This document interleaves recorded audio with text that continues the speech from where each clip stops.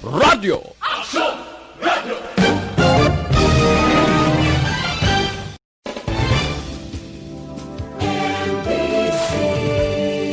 Manila Broadcasting Company. Sa balita, komentaryo, issue, Aksyon Reports, second portion. Di kalidad, kag madalong ng mga analisis sa pinakainit na balita sa bilog na probinsya kag nasyon. Aksyon Reports, second portion. Patas kag balanse na komentaryo sa mga issues kag mga balita nga nagaapekto sa mga pumuluyo sa adlaw-adlaw nga tanan. Aksyon Reports, second portion. Upod sa veterano kag respetado nga komentarista, Aksyon Fred Salang. Karon nga adlaw, Huwebes, pitsa 20 na, bulan sa Agosto, tuig 2020. Anano ang mga isyo nga aton daydayon karon nga adlaw. Unahon ko lang ini, maayo man ang House Committee on People's Participation kahapon nagaprobar sang tikang nga pabakuron ang kinamatarong sang publiko sa libre nga pagpahayag kag matawhay nga pagtinipon-tipon. Manami ini ang among House Bill 6297 o kon New Public Assembly Act gin-author ini ni Bayan muna party list nga representante Carlos Zarate, Ferdinand Gaite kag Eupimia Colyamat. Maayo ini para sa akon nga sadtong panahon sa anay ni Presidente Edalyn Marcos may ara ina batas pambansa bilang 880 nga amo ini siya ang ginhimo sang gobyerno nga tikang agod yadto nga arangkahon ang kinamatarong sang pagtilipon-tipon kag demonstrasyon kag kinamatarong sa pagpalayag. So gin-repeal ini siya sa bag-o nga tikang subong nga gindoso sang mga mamalida nga para sa akon importante ini nga kinahanglan nga sa pungsod Pilipinas kinahanglan may ara mekanismo nga magapugong sa gobyerno agod nga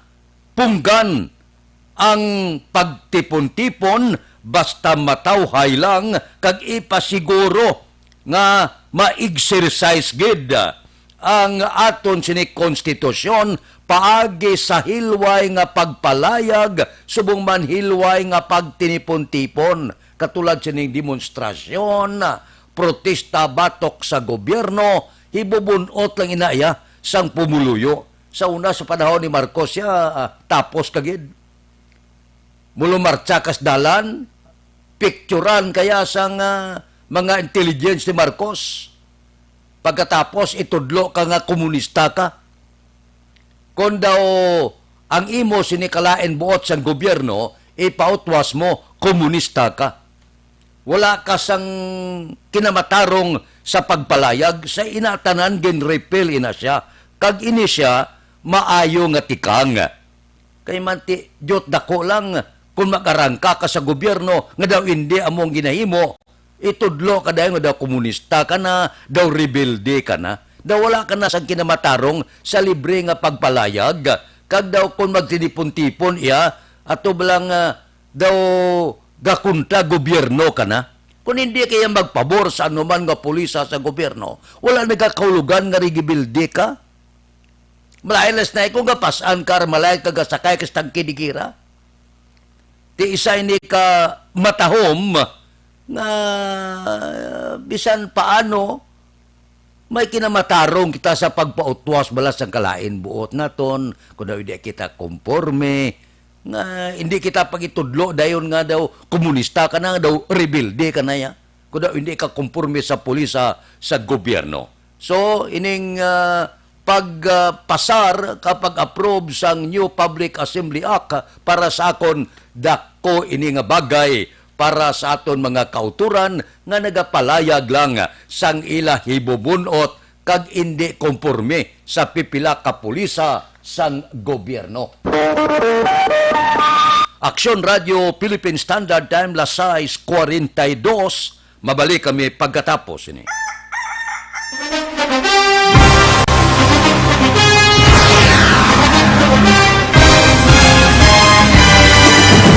Mga balita nga una nabatian, mga impormasyon nga nakaapekto sa pagpangabuhi sang tanan, drama nga naghatag kabuhi sa istorya sang paglaom, paghigugma kag pagpasimpalan, serbisyo nga makatalandog balatyagon kag nagbunga sang pagsanyog, istasyon sang tanan sa sulod na sang 51 ka tuig, istasyon nga hindi kamo pagkalipatan. 7 ka mga kongresista, 1 ka gobernador ang araw sa nagkulist sa pedaya yung pamangkot to nagligad para pamaninga linaw wagay sa ngalan wala naman nga maglapit na lang ang eleksyon pagwa. Sakit lang kung kays nga katapos ang media nga mag-report lang sa senaryo kabisan mahatagan kamo tsansa nga makapalayag sa inyo hibubunot batok sa pulis. Jaya kontra Wala niya tsansa mo, nagpasarhag na ang kamara, wala ang ila counterpart sa Senado, nagpabungol-bungol. Kamuda daw ga pinagusto lang sa kamara, insulto sa Senado. Una sa balita, una sa aksyon, Sabado, Aksyon Radio. Today, DOA is confirming that a 38-year-old female Chinese patient under investigation, or PUI, is positive for the novel coronavirus 2019-10-CoV. I issued an order to Executive Secretary Mijal Dia clearly laying down the responsibilities of each department in implementing the Bayanihan to Heal as One Act. Makabig nga pinakadako nga hangkat nga natubang sang pungsod Pilipinas ang COVID-19 pandemic. Tanan nga sektor ang apektado. Tanan nga kinahanglan sang pagtamod kag nagakaigo nga pagserbisyo. Bisan pa ang industriya sang pagwaragwag nagapangatubang sang kaangay nga pagpanghangkat. Apang Aksyon Radio Bacolod wala nagbiya sa pagpangalagad sa kahanginan sa pihak sang kabudlayan, peligro kag risgo nga dulot sang pandemya.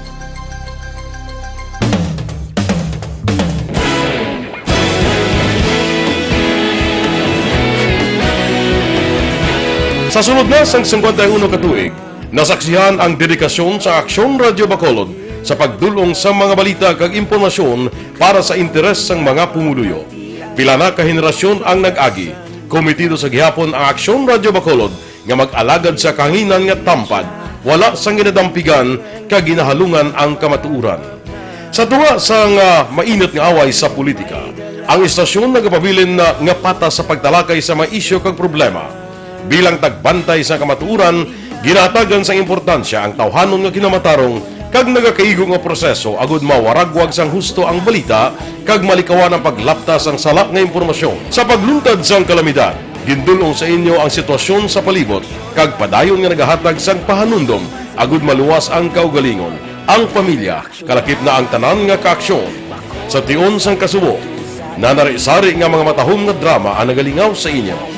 Ang inyo reklamo amon ginpamatian kag ginhatagan sang aksyon. Padayon ang reforma sa serbisyo ang ginahimo sa Aksyon Radio Bacolod agud madulong ang balita sa diin ka man nga bahin sang kalibutan.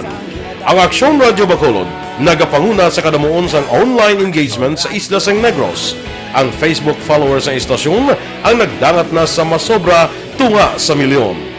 Bacolod kag Negros anon inyong pamatian. Istasyon nga nagapalaplag sang kamatuuran.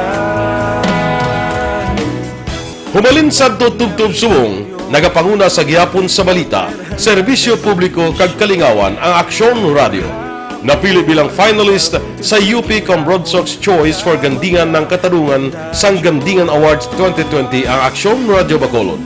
Naghakot man sang pagpasidungog ang makatapo kang programa sa Aksyon Radio Bacolod sa Tingog kag Handurawan Awards 2020. Ang tanan nga kadalagan nga naangkon sa Aksyon Radio Bacolod sa masobra 5 ka dekada ang nagapatimaan lamang sang padayon nga pagsalig sa mga pumuluyo sa radyo nga nangin kabahin na sa ila matag adlaw nga pagpangabuhi.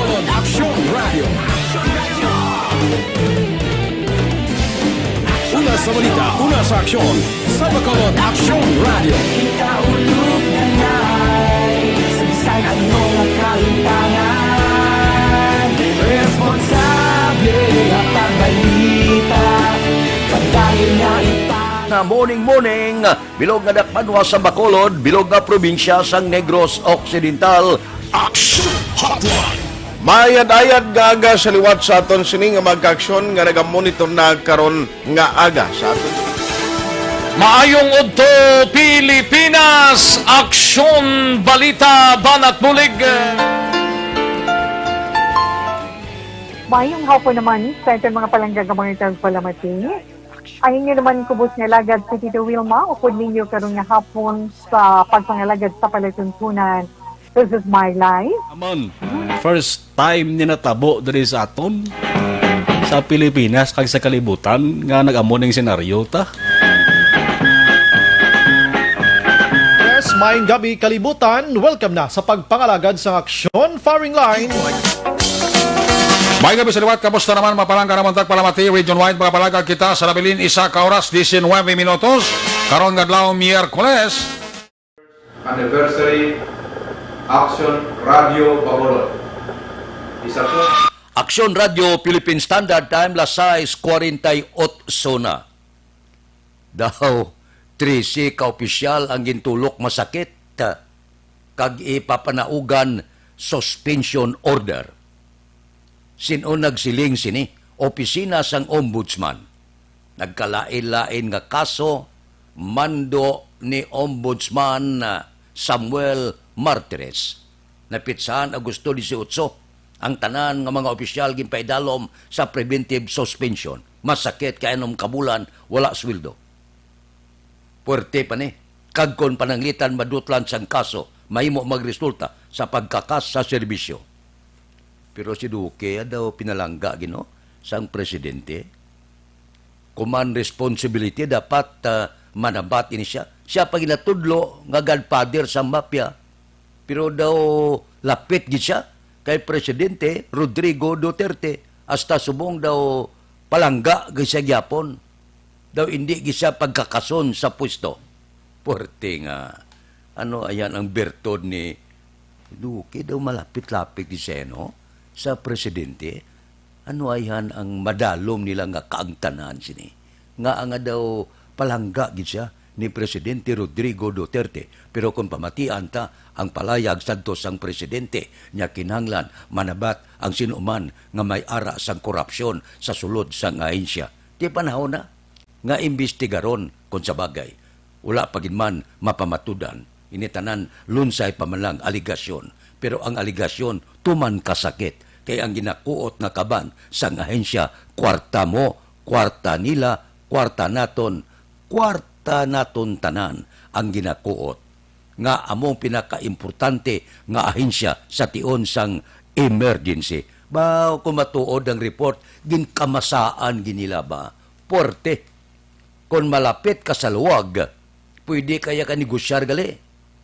Abi, pribado ka nga ospital, negosyar ka, tagaan ka kwarta. Pero, kinahanglan may partida. Kalain. Binhimo nila yung partida kwartak tao ba?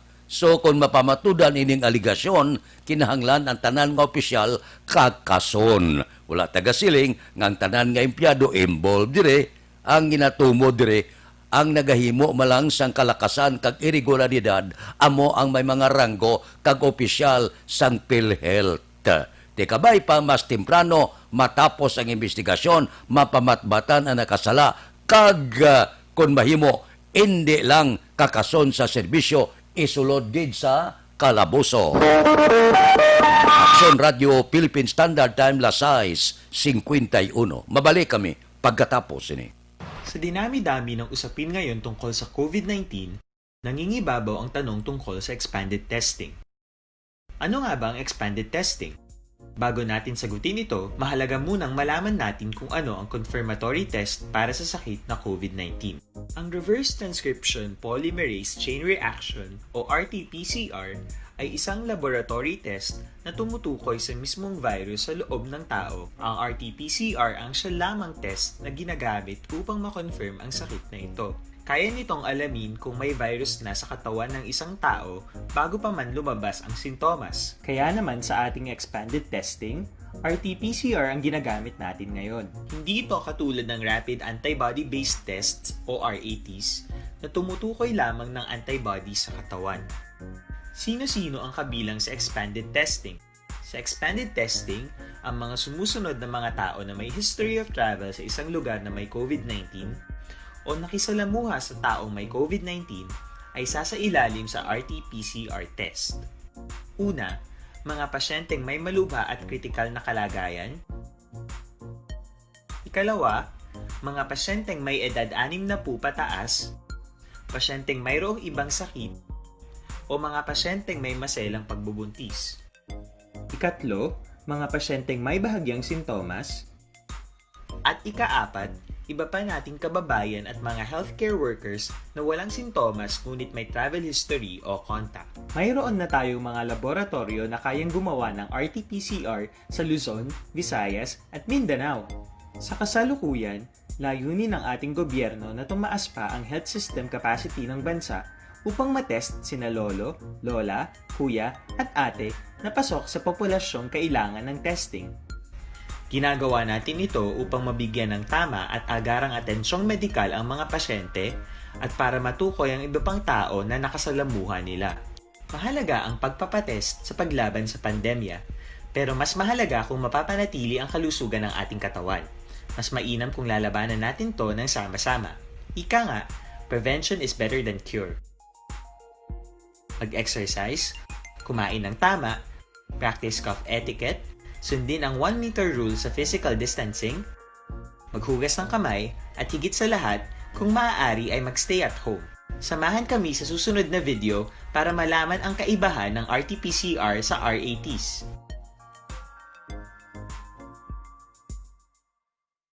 Sa dinami-dami ng usapin ngayon tungkol sa COVID-19, nangingibabaw ang tanong tungkol sa expanded testing. Ano nga ba ang expanded testing? Bago natin sagutin ito, mahalaga munang malaman natin kung ano ang confirmatory test para sa sakit na COVID-19. Ang reverse transcription polymerase chain reaction o RT-PCR ay isang laboratory test na tumutukoy sa mismong virus sa loob ng tao. Ang RT-PCR ang siya lamang test na ginagamit upang makonfirm ang sakit na ito. Kaya nitong alamin kung may virus na sa katawan ng isang tao bago pa man lumabas ang sintomas. Kaya naman sa ating expanded testing, RT-PCR ang ginagamit natin ngayon. Hindi ito katulad ng Rapid Antibody-Based Tests o RATs na tumutukoy lamang ng antibodies sa katawan. Sino-sino ang kabilang sa expanded testing? Sa expanded testing, ang mga sumusunod na mga tao na may history of travel sa isang lugar na may COVID-19 o nakisalamuha sa taong may COVID-19 ay sasailalim sa RT-PCR test. Una, mga pasyenteng may malubha at kritikal na kalagayan. Ikalawa, mga pasyenteng may edad 60 pataas, pasyenteng mayroong ibang sakit, o mga pasyenteng may maselang pagbubuntis. Ikatlo, mga pasyenteng may bahagyang sintomas. At ikaapat, iba pa nating kababayan at mga healthcare workers na walang sintomas ngunit may travel history o contact. Mayroon na tayong mga laboratorio na kayang gumawa ng RT-PCR sa Luzon, Visayas at Mindanao. Sa kasalukuyan, layunin ng ating gobyerno na tumaas pa ang health system capacity ng bansa upang matest sina lolo, lola, kuya at ate na pasok sa populasyong kailangan ng testing. Ginagawa natin ito upang mabigyan ng tama at agarang atensyong medikal ang mga pasyente at para matukoy ang iba pang tao na nakasalamuha nila. Mahalaga ang pagpapatest sa paglaban sa pandemya, pero mas mahalaga kung mapapanatili ang kalusugan ng ating katawan. Mas mainam kung lalabanan natin to ng sama-sama. Ika nga, prevention is better than cure. Mag-exercise, kumain ng tama, practice cough etiquette, sundin ang 1 meter rule sa physical distancing, maghugas ng kamay, at higit sa lahat, kung maaari ay magstay at home. Samahan kami sa susunod na video para malaman ang kaibahan ng RT-PCR sa RATs.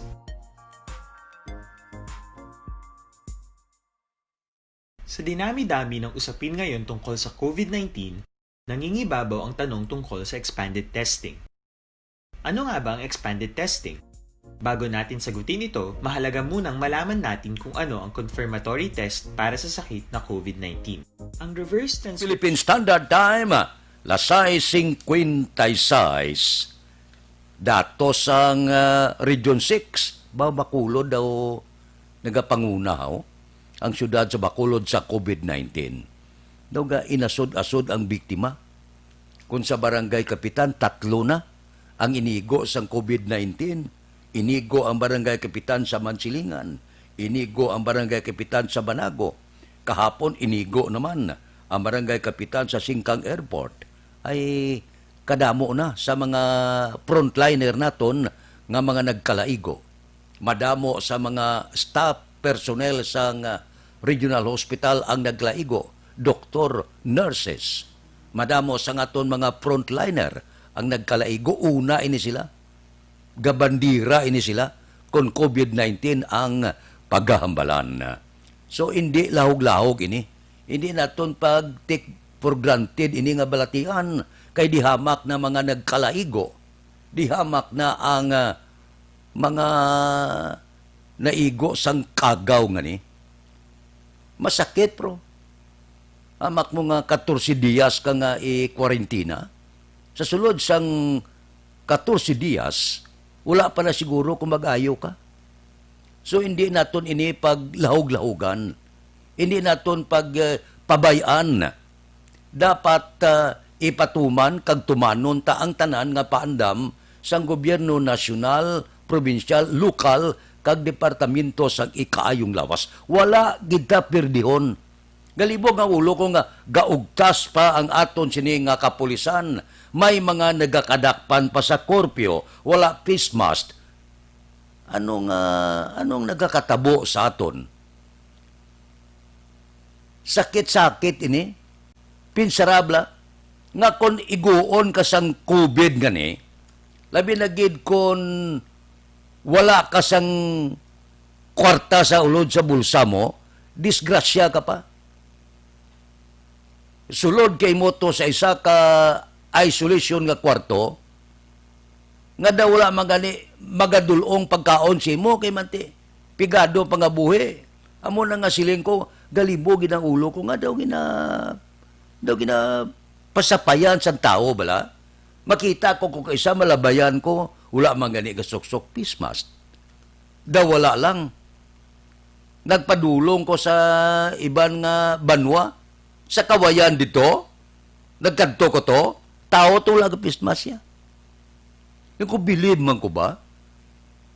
Sa nasugata ko, guro, tinir ko to, mga pila ka oras, halin sang agas na maghapon, ginatos nga tao na tubang ko, pipila lang nga suksok pismas. Daw wala lang ya. Amo na bala, galibog ang ulo ko daw, pasapaya nila, nga hindi nila huglahog nga klase kagaw. Makalalaton kag makamamatay ini siya.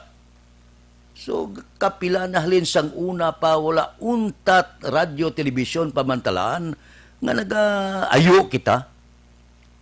Kung gusto kita nga magbalik sa kinandan ang aton pagpangabuhi, tumanon ta kon anuman ang ginamando sang departamento, sang ikaayong lawas, kag sang aton gobyerno, wala gigita pirdihon da, may dag-on lang kita. Nagapabilin gyapon may mga tiga-ulo gid na budlay nga pila naton ka mga utod. May mga pilosopo pa, yung pati ka na, overacting. Kung sigadon pang abogado, pismas, overacting. Malatnan gani ka, marisdasya gagid. Aksyon Radio Philippine Standard Time, pangot kita sa tak na last 7. Mabalik kami pagkatapos ini.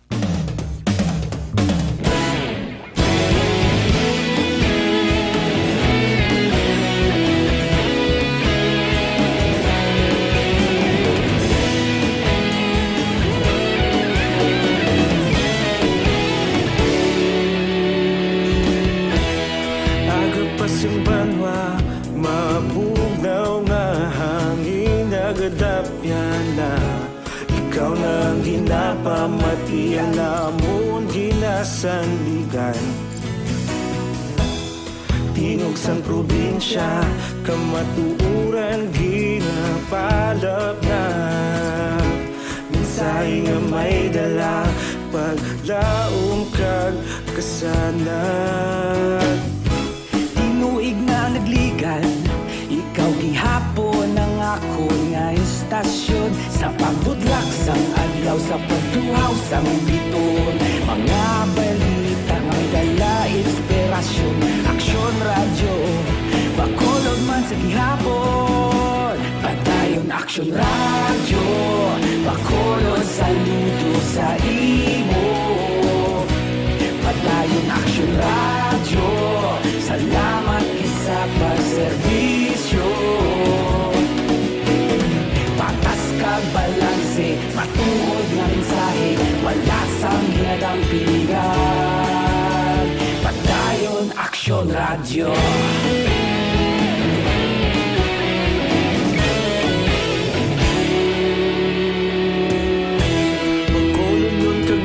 Sanon inyong pamatian. Stasyon nga nagapalaplag sang kamatuuran. Magbakod nga prinsipyo, reporter handa sa serbisyo. Kahapon, karon kag sa gihapon, kita magapadayon. Ikaw gihapon ang akon nga istasyon sa pagbutlak sang adlaw, sa pagtuhaw sang biton. Mga balita na may dala inspirasyon. Aksyon radyo, bakolod man sa gihapon. Padayon Aksyon radyo, bakolod saludo sa imo. Padayon Aksyon radyo, salamat sa pagserbisyo. Patas kag balanse, matuod na mensahe, wala sang ginadampilikan. Padayon Aksyon radyo. Una sa balita, una sa aksyon, sa Bacolod Aksyon Radio. Una sa balita, una sa aksyon, sa Bacolod Aksyon Radio. Kita ulog na ngay, sansan ano nga kaintangan. Responsable nga pagbalita, kagayon nga ipalaknan. Malasig pero sigurado, aksyon nga may dala pagpalanggan.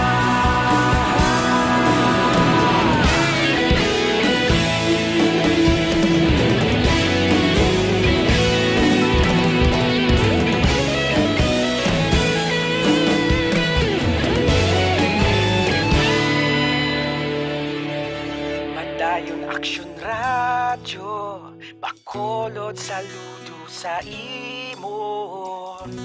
Padayon Aksyon radyo, salamat gid sa pagserbisyo. Padayon Aksyon radyo, bakolod saludo sa imo. Padayon Aksyon radyo, salamat gid sa pagserbisyo. Balanse, matuod na mensahe, wala sang ginadampigan. Padayon Aksyon radyo.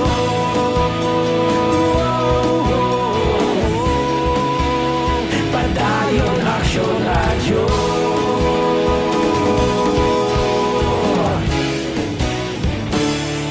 Padayon Aksyon radyo.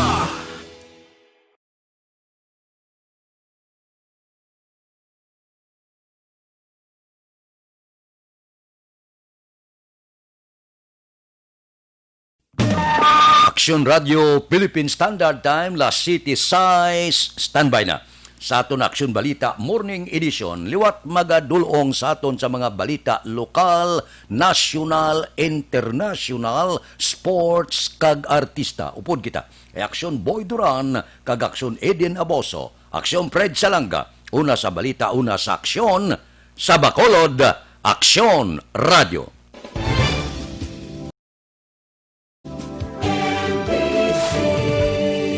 Manila Broadcasting Company.